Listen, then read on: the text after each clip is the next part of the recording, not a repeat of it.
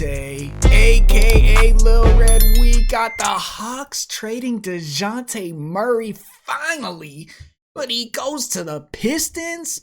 The Pelicans are moving Larry Nance Jr. and 2 first-round picks to the Hawks for Dejounte Murray. A lot of people, 3.7 million people, probably seen this and be like, that's it, Larry Nance for Dejounte Murray. Yes, they get 2 first-round picks, but Larry Nance? But then it was reported later that New Orleans is also sending Dyson Daniels to Atlanta as well. Larry Nance, Dyson Daniels alone, in my opinion, is intriguing for the Atlanta Hawks, because Dyson Daniels is a very underrated player. He is a very young player.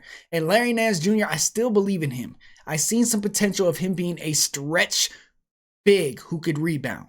So that is valuable in today's game. It's just a matter of using them the right way. They get 2 really good defensive players, and that's what the Atlanta Hawks need. On top of that, they're getting 2 first-round picks, which probably aren't going to be good, because now we got to talk about the Pelicans. The Pelicans now have Dejounte Murray and CJ McCollum, which finally fixed the biggest problem I think they had, and that was the lack of the point guard on their team. Because CJ is not a point guard. We've seen him at his best in Portland as a 2 guard. So I'm happy he finally gets slid back into that position. Now the big question is, where's Brandon Ingram going? Because we know that contract extension is not going to happen. But before that even happens, just take a look at this roster. This is an elite 4. But the problem is Brandon Ingram's most likely not going to stay, right? At least that's what we're thinking. And they still have Trey Murphy and Herb Jones. This team is really nice. They still have Jose Alvarado off the bench.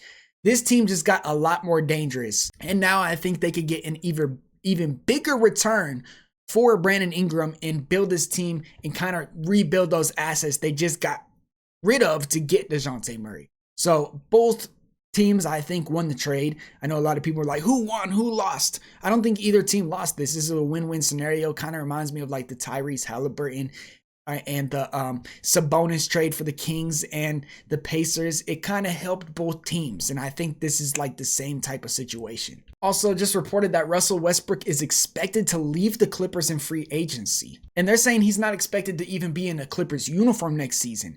So he wants playing time and increased opportunity. I like it.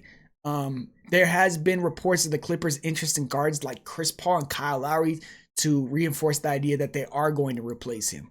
Okay, where you guys think Brody's going to end up next year? Where do you think he would be best at? Is he finally going to Miami? And also at this time of the video, there is a strong mutual interest between the Dallas Mavericks and Klay Thompson.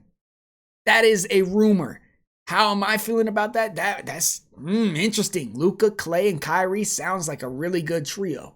That's actually very interesting. I think that's a good spot for him. What do you guys think? Warriors fans, how you guys feeling about Klay Thompson potentially being on the Mavericks? Mavericks fans, how do you guys feel about that scenario? So this is the final look at the trade. 2025 first round pick, which is next season, and then a 2027. The Pelicans, I don't know if that is the Lakers swap or not. I don't know if you could trade swaps, which I don't think it looks like it. So Pelicans still have that first round pick next season, which is why they traded this one away.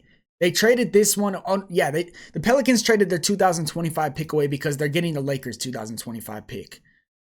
2027, I'm not sure if they have another one, but hey, Pelicans looking nice. Their future looks really good. We've seen them in the play-in tournament. They already look good. And then they're adding a backcourt defender and a true point guard in Dejounte Murray, which is the one position I think that they were lacking the most. I think that's going to unlock CJ. We're going to see a big season for CJ McCollum, and I think the Pelicans are on the right track. The next news that we're going to be looking out for is not the Klay Thompson, the Paul George. It's the Brandon Ingram. I think that's what's coming next. But Klay is trending, so what are you guys thinking? How you guys feeling about this Dejounte Murray trade to the New Orleans Pelicans? Did the Hawks lose, win, who won or lost, or is it good for both teams? This is ZTAY. Peace.